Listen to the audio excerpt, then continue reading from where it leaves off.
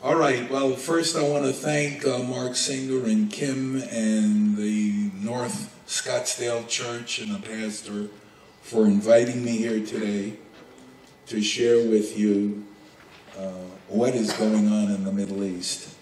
As you know, in a few days there will be the annual, by the chief executive, whoever he may be, State of the Union address about the condition of the United States at this time and what our hopes are for the future. I recall many years ago, President Nixon tried to introduce a State of the World speech, keeping domestic and world separate because the world is a complex place. With that as an introduction, I humbly present to you the state of the Middle East as we start 2015. Now, the title of my newest forthcoming book, it's in the hands of the publisher, and I hope it'll be out by the spring. The title is Understanding the Volatile and Dangerous Middle East. And I may say humbly, having studied the region, traveled to the region, I believe that this time we are living in now, the volatile and dangerous Middle East is more volatile and more dangerous than at any other time in its history. And that's why I'm going to give you this synopsis. I gave you a map so you won't get lost. And I'll have a pop quiz on all of this at the end of the session. So we begin, and this is my definition of the Middle East. It's many times they show a small map and they start with Egypt and they maybe get down to Saudi Arabia. It is much bigger than that. It extends from Morocco and Mauritania on the west to Iran and Oman on the east.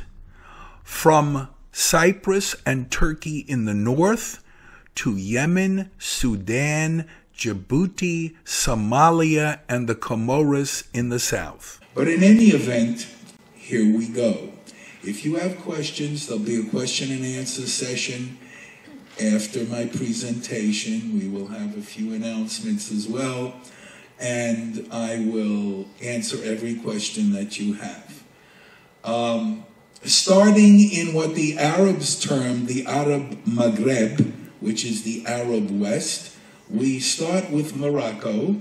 And when I speak about Morocco briefly, and I'm going to do thumbnails on all of this, we need to understand that an operative word that should be used in talking about Morocco, but is never heard by the media or repeated on the media, is the word occupation. Yes, I know you've heard of quote-unquote Israeli occupation. I'll get to that. But Morocco has been occupying Western Sahara for 40 years. How many newspaper articles have been written about that? How many UN resolutions have been passed? How many condemnations by world leaders, including American and European leaders, have there been? Answer, zero, nada, squat.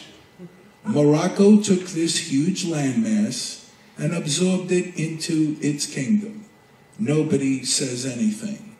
But what you have to do is go and ask the Sahrawi, the inhabitants of that region, who live, most of them, across the border in Algeria, in refugee camps, waiting for the day that they can go home to their declared country, the Sahrawi Arab Democratic Republic, which was proclaimed in 1976 and recognized by many nations, including the African Union. That's why Morocco is not in the African Union. It doesn't like what it hears, so it left. So anytime people talk about Israeli occupation, we can bring up a few occupations. Crimea, Western Sahara, the list goes on. Moving further to the east, we have Algeria. Now, this country is embattled by a secular government supported by the military, but there is also large elements of Al-Qaeda. This is Al-Qaeda in the Maghreb, Al-Qaeda in the West, and the Muslim Brotherhood for good measure. Don't let anybody fool you, and I think we all can think of someone in mind, who says, Al-Qaeda is finished. We killed Osama and that's it. That's like saying Hitler died and the Nazis are finished. Sorry, never happened that way. Algeria experienced a ferocious civil war that lasted from 1991 to 2002. Most Algerians don't want to go through that again as they turn around and see the turmoil in the region. That's one of the reasons you did not necessarily see any real manifestation of what the media promptly and wrongly misnamed the Arab Spring, quote unquote. What the Algerians and many others fear is not an Arab Spring, but an Islamist winter. Moving to Tunisia. Tunisia had its first presidential election since the upheaval in 2011. They had it last November. A leaning secularist government is in charge there. However, great strength in the El Nada party and the Muslim Brotherhood. By the way, you may be picking up on this. The Muslim Brotherhood is everywhere, and they're not done. What we tend to forget, and I need to mention now, and I may mention again, is that the Muslim Brotherhood and the forces of what I term alternatively Islamofascism or Islamist supremacism, they have been beaten in a battle, or in 2 battles, or in 10 battles. This does not mean they have been suppressed, eliminated, wiped out, or decisively broken so that we could claim true victory in the context of a global war. And please, don't ever let anyone convince you different. We are in a global war. Norman Podhoretz named it, wrote an excellent little book that I finished reading recently called World War IV.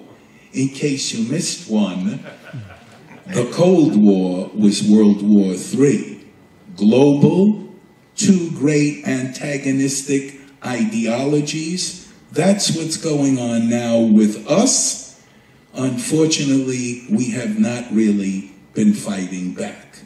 So this world war will be a long one. And think about it, well, here's a basic problem.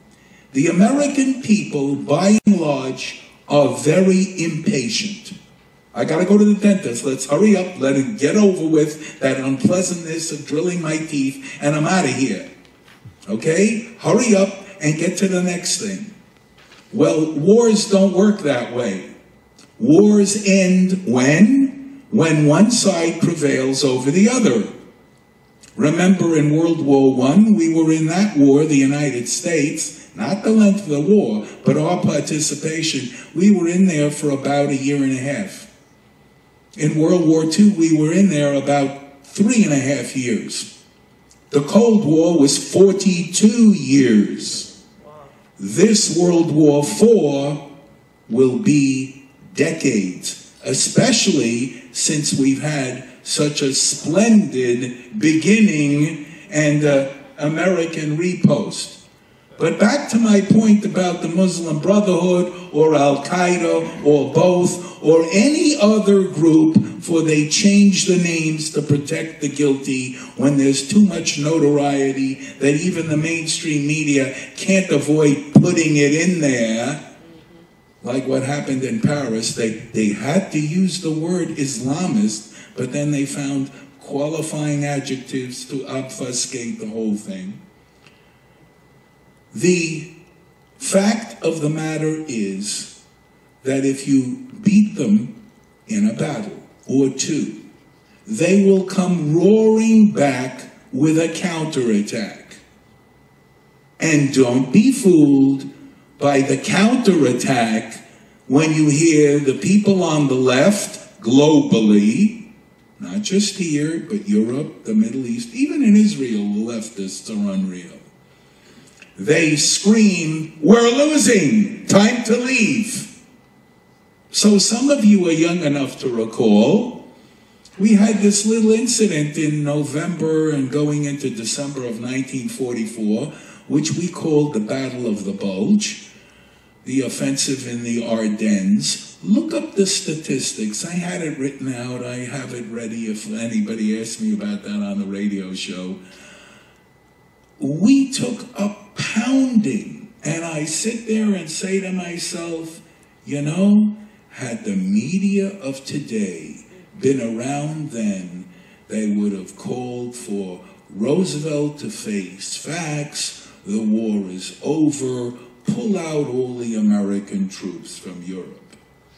And you know very well, had we done that, the Nazi banner would be flying still.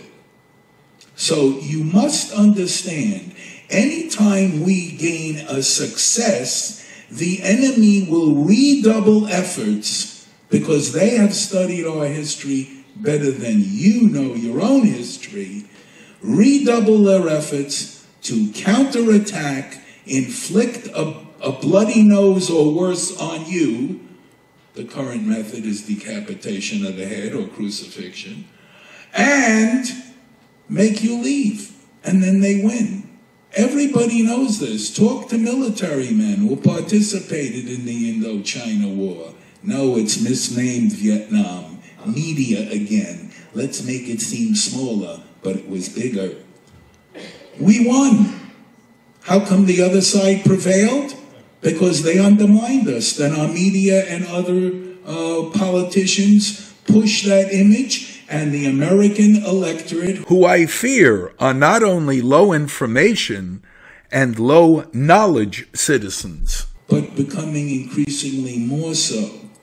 That's why these efforts that I hear being planned about understanding your Constitution, and Governor Ducey has announced we're going to have mandatory civics lessons. Civics lessons need to be done in schools every year. Once they get out of high school, they may never see or hear any of this again. And that's why Jay Leno on the street or Waters World on Fox, this is the sad face of it. And you've got to remember, he edited. There must have been even worse answers. And yes, maybe some better answers. But these are people. They may be very skilled at what they do, but they know nothing. They do not understand what this country represents or was built upon. So Al-Qaeda is busy. They exist. We defeated them in Afghanistan. Stay tuned. As Arnold Schwarzenegger once said, and I paraphrase, we'll be back. And they will. Moving to Libya. You remember Libya. This is the prime example of leading from behind, waging war without any real authorization. And why did we get involved? Because our allies who decided to do this ran out of equipment that they needed Uncle Sam to pick up the tab. And what did we get? Well, let's understand what we lost. We had Muammar Gaddafi, eccentric, despot, dictator of Libya for 41 some odd years, who was a royal pain in the derriere, worldwide sponsor of terrorism, all sorts of things, many of which most people don't know. I came across the fact that he ordered the Queen Elizabeth II sunk in the Mediterranean on a 25th anniversary celebration cruise to Israel. And at the last minute, Sadat found out about it and called the Egyptian submarine back. And you may wonder how come a Libyan dictator is ordering an Egyptian submarine. It's because at that moment in history, they had a federation, Libya, Sudan, and Egypt. So he had equal authority. But these things were out there. Well, he was deadly. And you know, Reagan took a firm stand and bombed him. Didn't get him, but bombed him, and he muted down a bit. But because of what George Bush did in Iraq, Gaddafi got the word. Oh my God, it isn't just pontificating by the American government and people, they take action too. And look how quickly they got to Baghdad. Don't be fooled by the map. Libya is a huge country. But most of its inhabitants live along the coastal strip of the Mediterranean. And Gaddafi saw that. He said, if they could go into Iraq and knock out Saddam Hussein, they can swat me like a fly. I better shift if I want to survive. And what was his shift? He voluntarily said, I'll dismantle the secret nuclear arms weapons program that I've been constructing here, which, yes, I know I've been denying for years and years, but I will dismantle it and let you come in and witness all of that wherever you like to go. So we defanged him, we neutered him, he began playing ball with us, and then what? We got rid of him. And what did we get as a bonus? Well, we got as a bonus multiple militias, Islamic groups of various names, including Al-Qaeda offshoots, Muslim Brotherhood, separate sections of the country under various governments, and yes, a civil war which continues to this day. That's what we got for our trouble. We didn't bring democracy to Libya. And we also sent out one of those unspoken lessons. As a former teacher, high school, college, university, graduate school, I know many times it's not just the lesson of the day, it's what else have you learned? And the message came out that Muammar Gaddafi was an idiot for dismantling his nuclear weapons program. If he had built nuclear weapons, then Britain, France, led from behind by the Obama administration, wouldn't have dared intervene. And now this magnifies the problem we face across the Middle East. We move to Egypt. And this, to me, is the one good ray of sunshine. It is a problem. On New Year's Day, completely obscured and thought of as unimportant by Western mainstream media, the current president of Egypt, Abdel Fattah al-Sisi, made a New Year's Eve speech at Al-Azhar University. Al-Azhar is the foremost theological center of not only Egypt, not only of the Arab world, but of the entire Islamic world.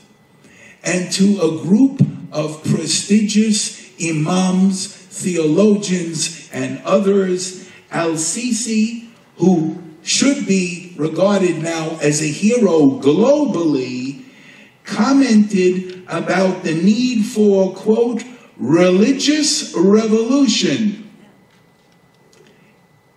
He made his remarks, as I say, to these men, at a special celebration at the birth of, honoring the birth of the Prophet Muhammad, which was ironically on our New Year's Day. And this is not a day acknowledgedly celebrated in the Muslim world, New Year's Day, as it is based on a Christian calendar. And he addressed these men, and I do want to mention these key points.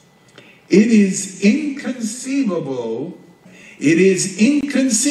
he said, that the thinking that we hold most sacred should cause the entire Ummah, that is the Islamic world community, to be a source of anxiety, danger, killing, and destruction for the rest of the world.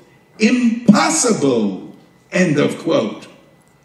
The president further invoked the classical Islamic teaching that the thinking, he doesn't call it ideology, but that's what it is, the thinking that divides the world into two warring halves, the Muslim world, or in what the Arab and Muslim peoples refer to as Dar al-Islam, which must forever be in struggle with the rest of the world, which is called Dar al-Harb, which is, quote, the abode of war.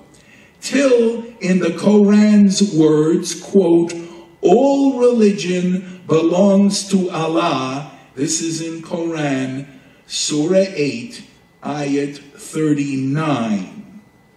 Is it possible, asked Sisi, that 1.6 billion people should want to kill the rest of the world's inhabitants, that is 7 billion, so that they themselves may live? Sisi made another important point, that Western leaders and media habitually lie about. After affirming that Islamic quote-unquote thinking is antagonizing the entire world, end of quote, he said this ummah, this Islamic community, being torn is being destroyed. It is being lost, and it is being lost by our own hands, end of quote. In other words, Islamic terrorism, chaos, all those groups, is not a product of what you hear the Western leaders and media and others saying. It's not a product of grievance, territorial disputes, colonialism, poverty, Israel, offensive actions and by the West, including cartoons, or anything else the West points to. It is a product of, quote, their own hands. Amen. Now, we never had an Arab Muslim leader say anything close to this. All right? This will make him, by the way, a marked man. Understand that. Because they will seek to silence him with a bullet or a bomb. Wow. One hopes he does better than President Sadat. And again, what many don't understand, they believe, well, Sadat was killed because he made peace with Israel. What's not mentioned is Sadat made the most favorable peace for Egypt, most disadvantageous for Israel, and yet he was still killed. His own people didn't understand he was finessing. He was using a plan of stages. He was using deception. He was using the nice tone of words that Westerners want to hear. But he methodically gained tremendously, and despite that, they killed him. So we wish Sisi well, and we wish this will inspire others, and there has been at least one other person supporting this. In fact, earlier, and it was the Crown Prince of Bahrain who did so. But we need thousands, hundreds of thousands, millions to say we need to revise or rethink our thinking. Okay? So we go to Turkey. Oh, we remember Turkey. I remember teaching at the time about the Korean War. Most people don't know Turkey was one of the 16 countries that joined the United States in going into Korea. And I found out from Korean veterans, oh, the Turks, we loved having them here. Because whenever they got an R&R pass, the Turks didn't go into the canteen. They slipped over the line and came back the next morning with North Korean ears, lips, noses, other parts. And the North Koreans and the Communist Chinese didn't want to serve opposite any position on the line where Turks were. They're formidable people, formidable fighters. However, that said, we go to the present. And now we have one man, Erdogan, current president, former prime minister, who's been in power since 2003. And slowly, stealthily, he has been Islamizing his nation. Okay? And he had to do it that way because from the time of Mustafa Kemal Ataturk, 1923, who established the modern republic, until 2003, there was the great safeguard to make sure that Turkey remained on the path of secularization and westernization. And that safeguard was the Turkish military. And 3 times in Turkey's history of the republic, they intervened, not to seize power and put a general in a coup. No.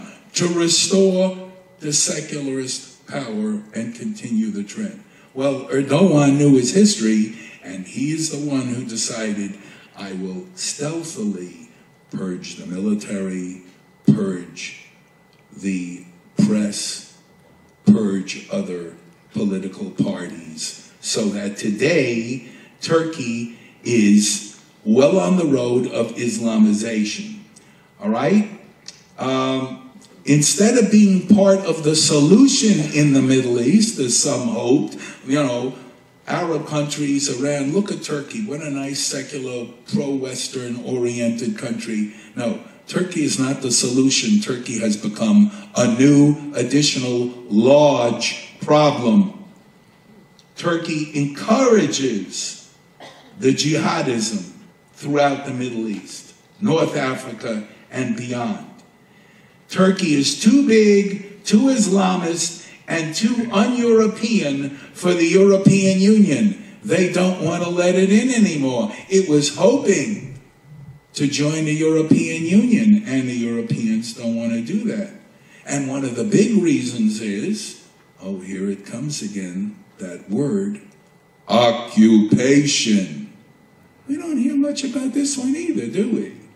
Since 1974, Turkey has occupied the northern third of the island of Cyprus, which is a European Union nation, and the alleged grievance was our 18% Turkish Cypriots are being persecuted.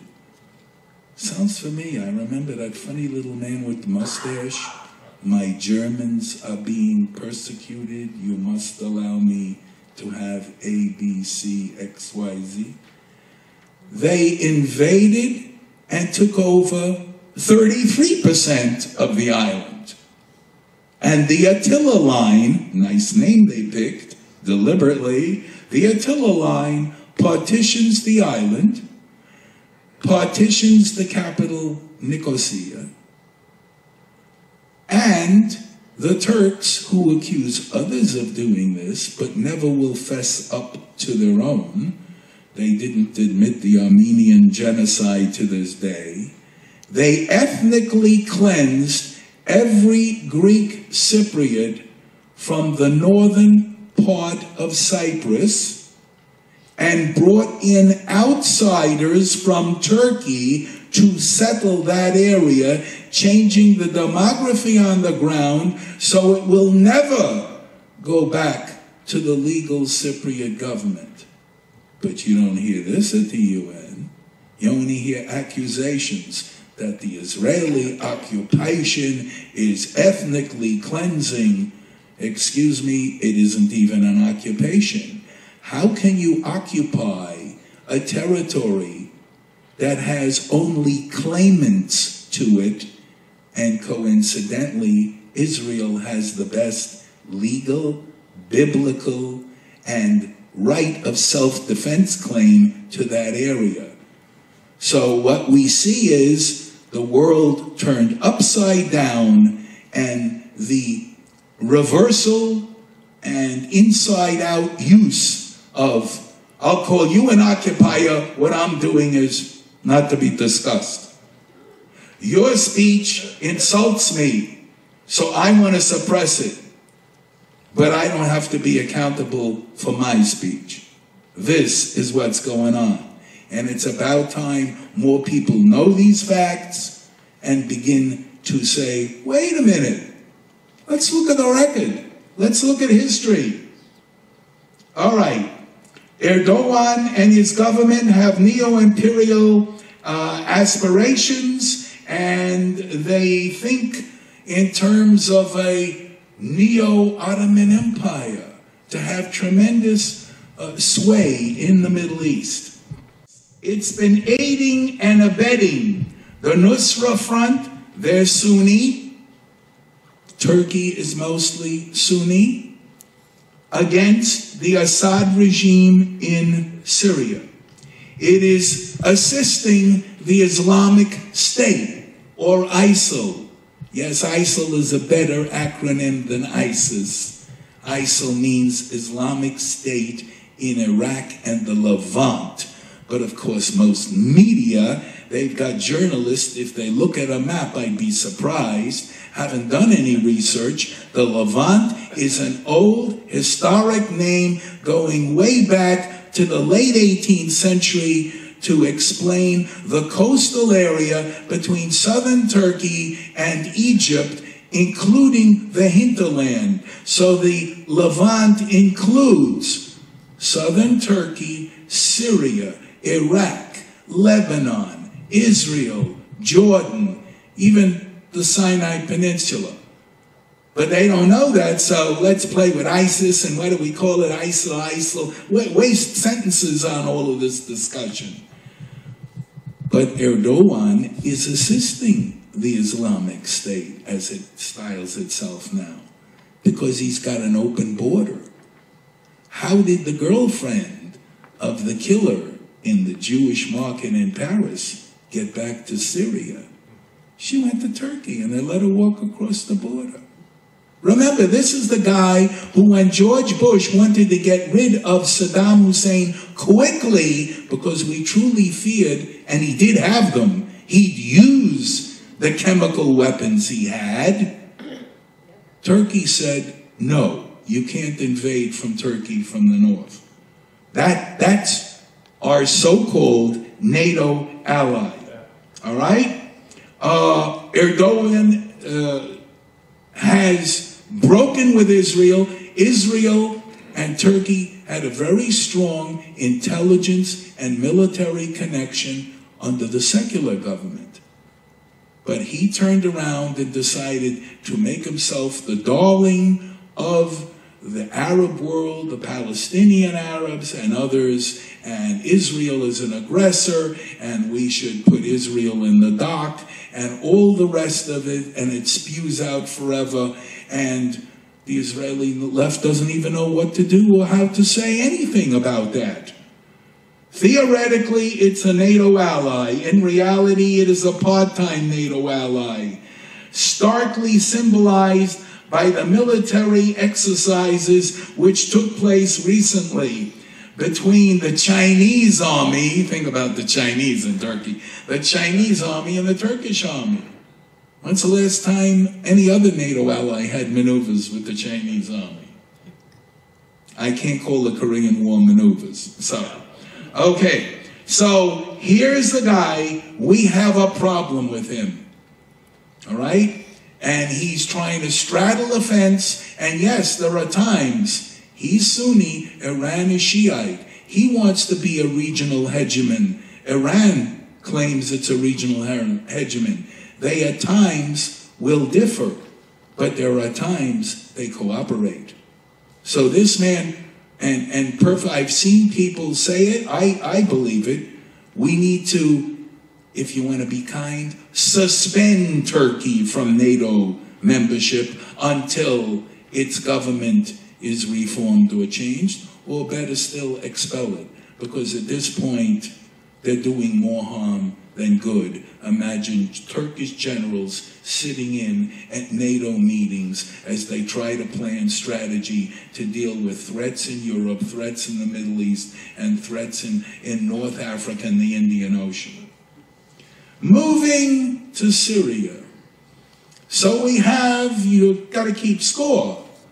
It's worse than a game of ping pong, the ball going back and forth. Yes, we support Syria. No, we don't support Syria. Oh, Syria was on the terrorist list. In came Obama and said, we can open a new page with Syria.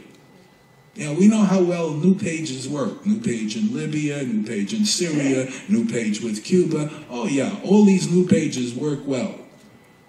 We thought we can get Assad back, quote, on our side. These people don't get it.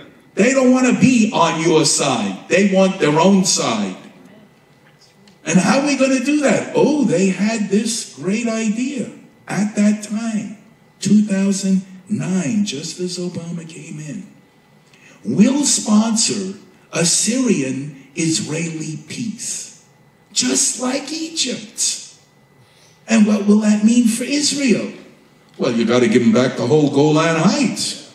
You got to let the Syrian army sit on the cliffs and down at the water's edge of the Sea of Galilee. That'll make everything fine and you'll have peace. And the Israeli leftists took that idea from America and ran with it. Yes, yes, yes, yes, yes. Imagine if the fools would have done it. And then the Syrian civil war starts. So speaking of the Syrian civil war, we are now in year 4. We now have seen 200,000 dead. We now see half the Syrian population of 6 million, meaning 3 million, as refugees floating to Turkey, the parts of Syria that Assad controls. Jordan is being overwhelmed. And oh, don't worry, Obama has an answer. I'll admit more of them into the United States as refugees. As an executive, he has that power. And I'm waiting for some journalist to sit down and write the story. Since 2009, how many, quote, political refugees, how many refugees claiming persecution for their beliefs have been admitted to the United States by executive fiat? And you will be staggered to find out what the number is. And they're here, and then you have to ask yourself, are they going to assimilate?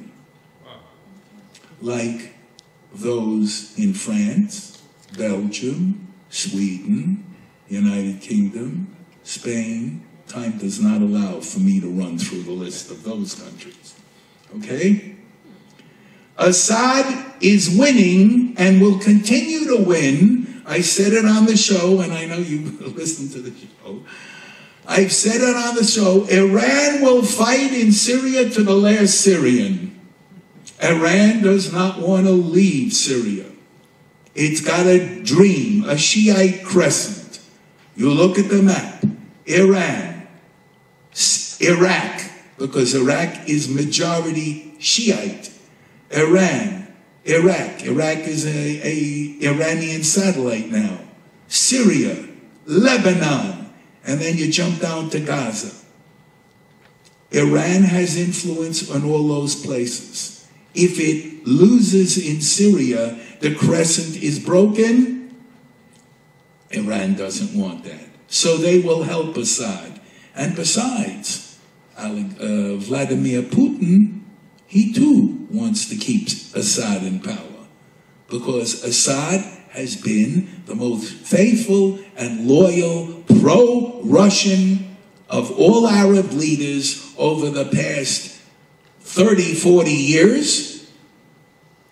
And Russia, because of that, has port facilities at Tartus and Latakia. They have air surveillance opportunities. They don't want to lose that, so we'll support. Besides, anything Russia can do to throw a monkey wrench into the American foreign policy, Putin does it. Because he knows who he's dealing with and how we react. You all know how we react. Okay. War will continue, as I said, as long as he has the backing of Iran and Russia. Russia more for diplomatic backing. And for arms sales. The Islamist forces on the ground, and it gets me, because we keep hearing this. I just read a news story yesterday. Oh, the United States is going to be training a group of, quote, free Syrians, Assad opponents. Tell me, in the Arab world, do they walk around with little labels? Hi, I'm an anti-Assad guy. Hi, I'm a free Syrian. Hi, I'm a member of ISIL. I'm a member of the Brotherhood. No. So who's vetting these people? Do these people who are vetting even know Arabic? This is another big issue we don't have time to get into. How many people, you know, when we all went to high school and college, learn a foreign language. Yes, French, Spanish, German, Italian, okay. How many times did you hear anybody offering, you know, they did offer Russian because we had a Cold War. That was done. After the Cold War, and Dr. Goldberg out there can testify, the interest in Russian speakers kind of dropped off. But how many Arabic speakers do we have? Farsi speakers who can translate what is commonly called Persian. Turkish speakers. How many? And then what are they doing with it? So we get their propaganda translated for us by them in English, French, German, and whatever, and we're supposed to understand that their words is the real truth, not what they're saying in their original languages to their own people. If you believe that... We have oceanfront property right here in Arizona that we could sell you. Okay, so the Civil War will go on there, and there are no Democrats in your and my definition of that term in Syria. Those kind of Syrian Democrats, they're in exile. They've been there for a long time. What you have in Syria, and this is what the misnamed Arab Spring was all about, is not the good guys, the forces of truth, justice, and democracy against the evil tyrants. No. There was no other side. It's the same side, two ends of the same pole. At one end, the more secular of the Islamist forces. At the other end, the more dedicated theologically, if you want to use the term, and I hesitate at times to use it, more extreme. They're the ones that are battling for control. And yet we do this. We're training them. We're giving them weapons. Whose weapons? Financed by who? You all know the answer to that. We just sent $1.5 billion worth of weapons to the Iraqi government. What is this, for a replay? The first take wasn't good enough? Give them the weapons, they throw them down, run away, and ISIL gets them? So now we're giving them more weapons? So what? After 6 months of training, they may throw them away and ISIL will get them? It's a wonderful indirect military support system that we're running here. All right. There is an additional problem with Syria that we have to bring out, aside from the constant civil war. And by the way, pick up the key points that come out. Obama got, remember, we're drawing a red line. If they cross the red line, we're going to go in and do it. Except I've moved the red line back a little bit. Except I've moved it back a little bit. Except I don't want to cross it. So Russia, thank you, Putin, you come and save me with a patched up deal. How's that deal going for you? Has Syria used chemical weapons since the deal? Answer, a resounding in letters as big as the Hollywood sign. Yes. We're gonna change the game. If we mix something with tear gas, it isn't the other gas. So they use that and they're getting away with it. Nobody does anything. They're gassing their own people. But now we get new news. In 2007, the Israeli Air Force, without telling anybody, without even telling the American administration, went and bombed the North Korea, Freudian slip, not so much, went and bombed a Syrian secret nuclear facility. It was built with North Korean help. The Israelis found out about it. They tried quietly to see, will anything work? And they realized, you know, all this talk about stopping Iran, nobody's doing it. All this talk about Syria seems to be heading the same direction, nobody's doing it. We're going in there and we're bombing it. They bombed it. Then Syria went in, cleaned up the whole mess and said, oh, the UN can come in and look. There's nothing there but a piece of land. They cleaned it all away, except the UN took soil samples and found radioactivity. So we know what was going on there. Well, guess what? The Syrians are back at it now again, in 2 different locations that Assad controls. So we have a double danger. One, that maybe he will, with North Korean help, get his own bomb. Because they learned the Gaddafi lesson. If I have nuclear weapons, my regime is secure. Nobody will topple me. Now I have nuclear weapons, I can get along with my other agenda. Israel, you may have nuclear weapons, but so do I. Who do you think is going to use them first? All right? So we have an increased danger of nuclear war. Syria with nukes. Iran with nukes. Israel, allegedly, with nukes. We have an increased danger, and nobody's doing anything except talk. Okay, so that's one danger. The second danger is, what if the rebels, whichever rebel group it is, gain control of those facilities? Get the poison gas. Get the nuclear materials. You can make a dirty bomb, just spread it around. You don't need a bomb. We have problems. Nobody wants to address them. God forbid anybody should report it. And Lebanon, poor Lebanon. Lebanon was, here comes that word again, occupied by Syria for years. Remember, this was a country, if you've ever, I know some of you have had her as a guest, Brigitte Gabriel. Yeah. Wonderful lady, I know her and she knows me.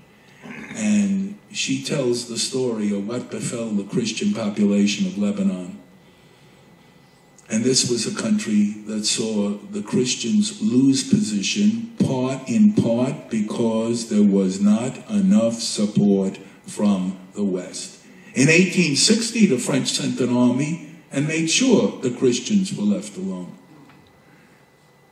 And with all due respect, when Ronald Reagan sent a U.S. peacekeeping force along with French and Italian, as soon as there was one terrorist bombing, we're out of here. This was wrong. The Christian population has dwindled. It's down to, so it used to be a bit over 50%. Then they were never sure, and they kept fudging numbers. They never took a census in Lebanon since 1934. They're down to about 12%. And Hezbollah, the Islamic terrorist group, these are Shiites, they are allies of Iran. Hezbollah is the de facto ruling government of Lebanon. And Hezbollah is the Gurkhas, the proxy mercenary soldiers hired by Iran to go help Syria, and they've crossed the border and they're helping Assad beat back the opposition.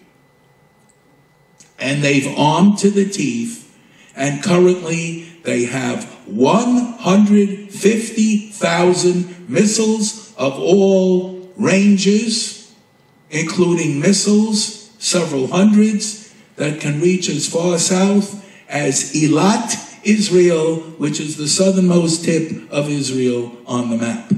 So Israel's under missile range, and Hezbollah vows, we will fight again, and this time we will conquer Israeli territory. And yes, they too have been digging tunnels from southern Lebanon into Israel. They too say, we are going to capture the Galilee. Israel's got to be made to lose some of its territory to understand what's really going on in the Middle East. That's what's going on. And you would wonder, and we have this problem here, did the Israeli left, who applauded the idea of withdrawing from southern Lebanon in 2000, did they realize we took a situation which we controlled, and granted, we suffered occasionally. There was an attack, an ambush, somebody got killed, people got wounded. Are we better off leaving that scenario from having now the scenario of Hezbollah on the international border, digging under the border into Israel, and planning the next war, which will be unleashed the minute Tehran and or Damascus say it's feasible or it fits into the plan. Remember, if Assad starts losing in Syria, what's the easiest way to try to appeal to all Arabs and to the Muslim world? Finally, the great jihad against the Israeli enemy. We're launching it, join us. Many will stop shooting each other to join against the other enemy, the outsider. That's what we face there. Iraq is in a civil war. If there's any place in the Middle East that fits, it's a reversal of a famous one, that fits the maxim, we snatch defeat from the jaws of victory, Iraq is the place. We had won. People forget, having millions of Iraqis hold up their purple thumbs, having voted in a free election for a constitution, a government, voting several times. This is an unbelievable achievement. We got rid of one of the worst tyrants of the 20th century. Saddam Hussein was behind the scenes and then later took the president's chair from 1968. All right? A long tenure. Did he have WMDs? Yes, indeed, absolutely, without a doubt. I don't care what the media says. In my forthcoming book, I have a whole section on this. We found traces. And after our invasion was over and he was toppled, we moved 500 tons of yellow cake from Iraq to Canada for disposal. And what's yellow cake? A new Betty Crocker cake recipe? It's the basic ingredient to start making enriched uranium for bombs. Okay? We find chemical canisters there. Where did it all go? Well, I'm sorry, folks. When you take your sweet time saying, Iraq's in violation. Let's talk about it some more. Iraq's in violation. Let's go to Security Council. Resolution passed. 1, 2, 3, 4, 5, 6. Oh, finally, you're not allowing us to inspect, so finally we have to invade. How much time did you give him to pack it up on the trucks and move it? To pack it on 2 airliners and fly it out? We have testimony. It was moved. Where do you think Syria got some of its basic raw materials to start making its nuclear program? They didn't go down to Ahmed's hardware shop and say, hello, you got any yellow cake on the shelf? I'll buy 6 boxes. No. But they don't want to admit this. And my problem has always been, so where was the administration constantly pointing out all of this? And I know they have this thing, well, we don't want to reveal our sources because we may have to use those sources. And it is basically a big, big problem. You really don't want to do this. And now in this region, we have fewer and fewer human intelligence sources than ever before. And ELINT, electronic intelligence, will not suffice. So we have gaps, and if we've got agents on the ground, we don't want them to be exposed because we reveal stuff. And so George Bush took the rap. You lied, people died. No, we didn't lie. And people died. Why? Because we got in easy and the enemy decided, okay, time to go back to the Vietnam scenario. We counterattack and make them bleed. Make them bleed. Maim those American guys and gals. It'll be on the 6 o'clock news, and the American public who don't know much will say, oh, it's horrible, let's get out of here. I'm sorry, the wars are getting longer. The wars are getting bigger. You can't run away from it. If you run away from it, guess what? You're going to have it here. Just like they have it in France. And they're still apologizing. They still haven't gotten it.